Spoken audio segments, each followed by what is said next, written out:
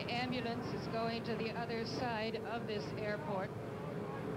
It is supposed to deliver the casket to the helicopters that are standing by.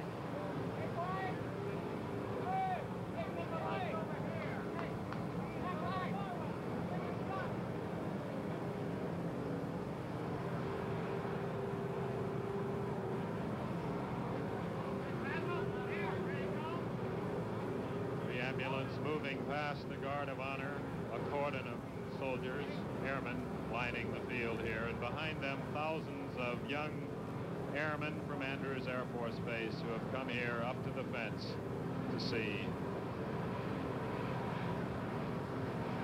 The Secret Service man comes down the steps of the airplane. Now, new President Lyndon Baines Johnson with his wife, Lady Bird. They're coming down the steps. They are followed by Johnson aides, including Mrs. Carpenter, Mr. Bill Moyers,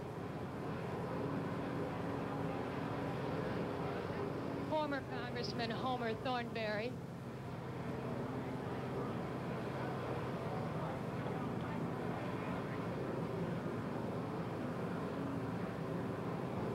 It's the head of the Secret Service on the president's right.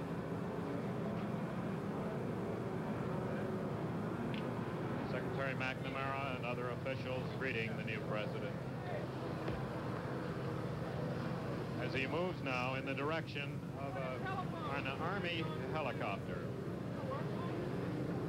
that was Secretary McNamara, I think, who just leaned over and affectionately kissed Mrs. Johnson.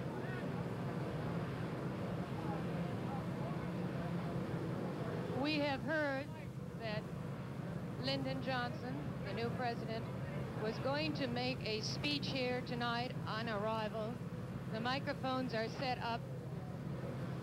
He appears to be walking toward them now.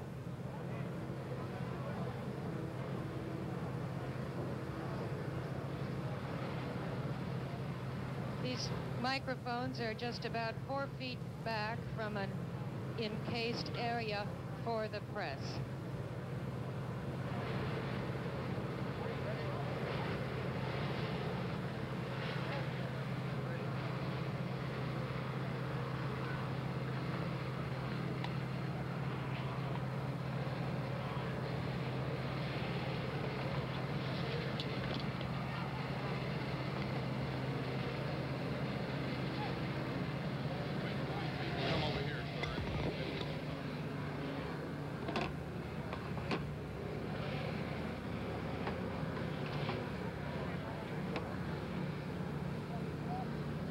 This is a sad time for all people.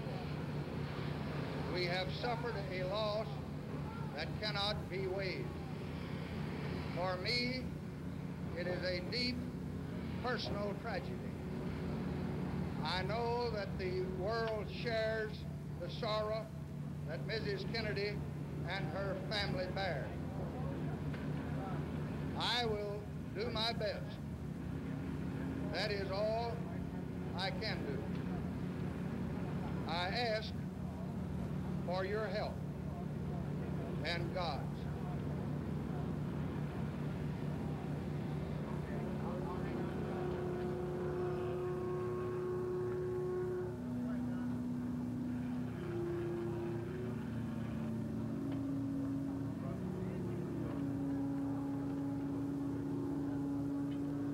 Walks away. He's greeted by Republican Senate Leader Everett Dirksen of Illinois.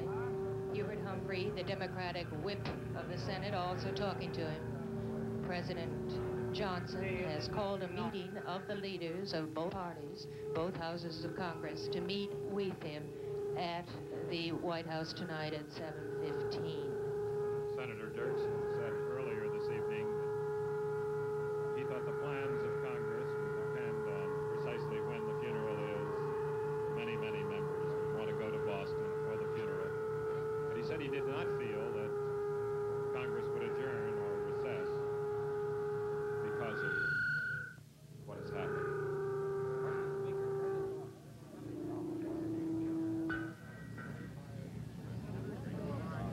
President is still talking with leaders of the Senate. Mrs. Maureen Mansfield is there with Senator Mansfield, the Democratic Senate leader. Mrs. Mansfield was weeping before, as were many of the women who came out here to the airport. The Office of Protocol tells us that almost every embassy in town called the State Department today to find out the plans so that they could be here when the plane arrived at Andrews Air Force Base.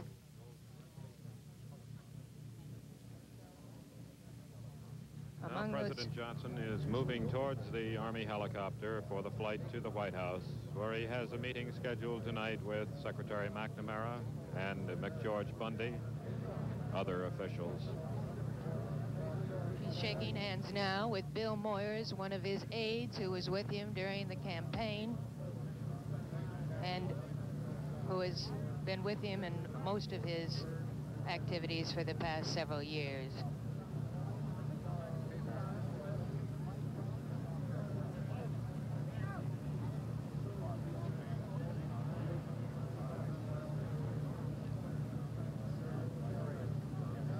One of the people who came out here was Senator Aiken, who said, "I'm just beginning to realize what happened. President Johnson needs our help."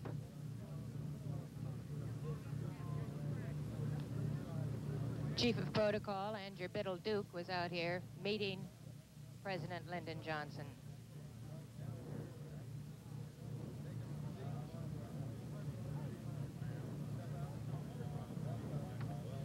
This entire ceremony here has been hastily improvised. Telephone circuits, all plans put together very quickly. The Secret Service handled all the arrangements of the late president's body and the arrangements for President Lyndon Johnson's arrival. The Air Force Base itself, the Air Force handled all the many other details that were necessary at a time like this.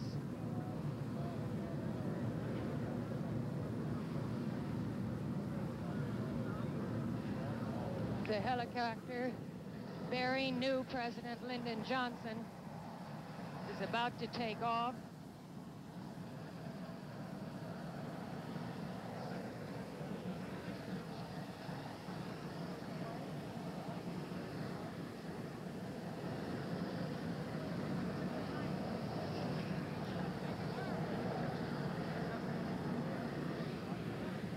Now the Army helicopter preparing to take off. The rotors beginning.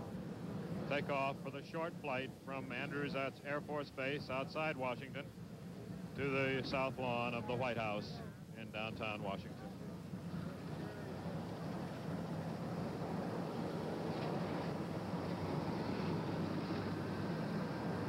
Inside the helicopter, you can see aides talking in animated, very concentrated conversation.